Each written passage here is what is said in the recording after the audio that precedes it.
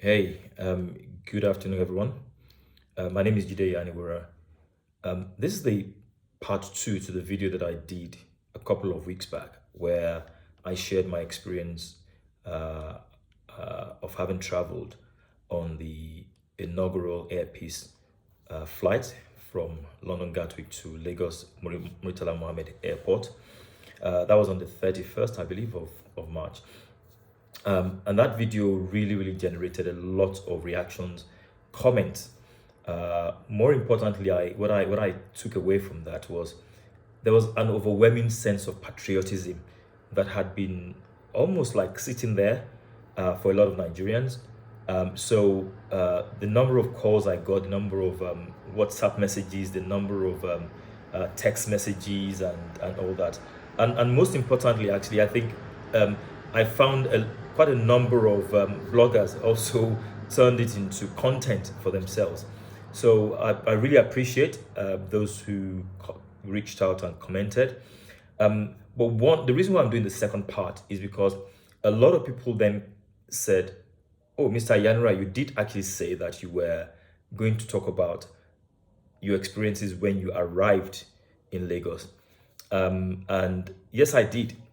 And I thought really hard about it when I did the first video as to whether or not it was appropriate to actually include my experience in Lagos, because I didn't feel it was appropriate to sort of wash your dirty linen in public. But listen, I think it's to be balanced and to be absolutely uh, accurate end to end in terms of my experience. I would talk about what happened in Lagos. So when I arrived at the airport in Lagos, I think I've heard in a number of media that there were some issues around where the plane was supposed to park and all that. I can't speak to that. Those are operational issues, and I would leave those to operational people to think more about what the solutions would be. But the one that I can speak to is what I experienced when I got to the airport. And that was we came out of the plane. There was no issues around maybe queues or whatever, and I even think that the Nigerian immigration service were very professional. It's probably the best that I've experienced coming out of Murtala Mohammed Airport in a long while. But specifically to my airpiece experience in Murtala Mohammed Airport, when we alighted, there were two carousels, the one to the right and the one to the left. The one that we were using, they were discharging our luggages to, was the one to the right. And as soon as about two or three luggages came out, I realized that it got stuck. Conspiracy? Coincidence? I don't know.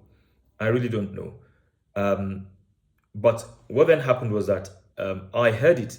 It wasn't that somebody told me. I heard it because the chairman of Airpeace was there on ground to meet, because I think because it was the inaugural flight, and another lady who was from the operations team was there as well. They called the SACO team, which is the agency that is responsible for managing the sort of day-to-day operations within the airport, to come and assist.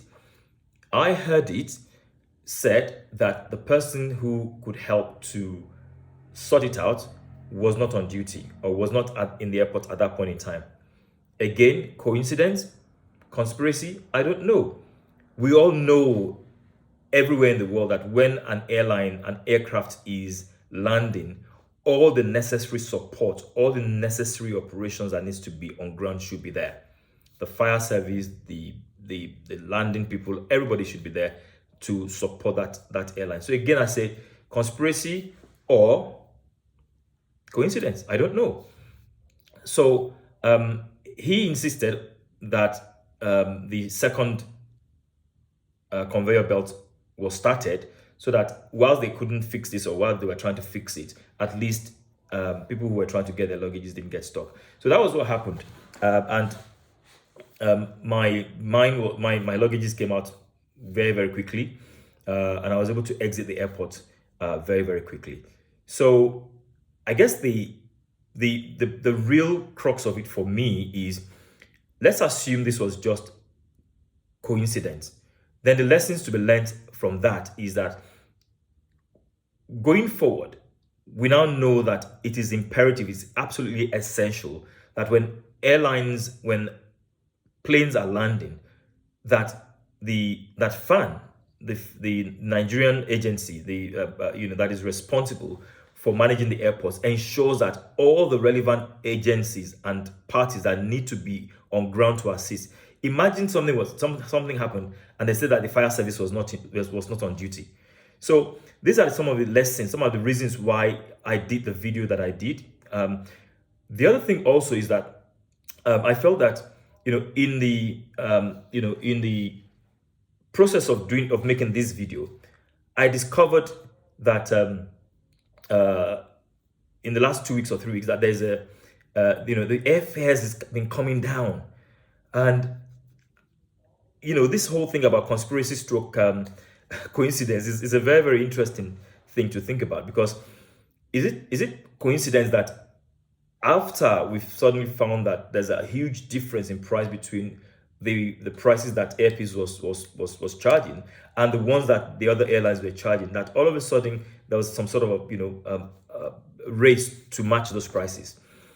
And I would have thought that in an environment where you're operating, that the pricing, you understand the political structure and the pricing very, very well. So I feel that it could have been a coincidence. It is more likely to have been a conspiracy. That's my theory. In the course of making this video, I discovered that there is an association that is called the Association for Foreign Airline and Representatives in Nigeria. Let me repeat that. It is called the Association of Foreign Airlines and Representatives in Nigeria.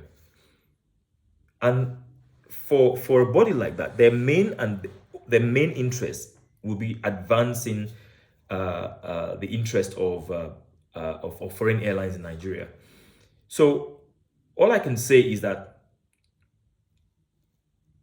they need to support local airlines, not just foreign airlines.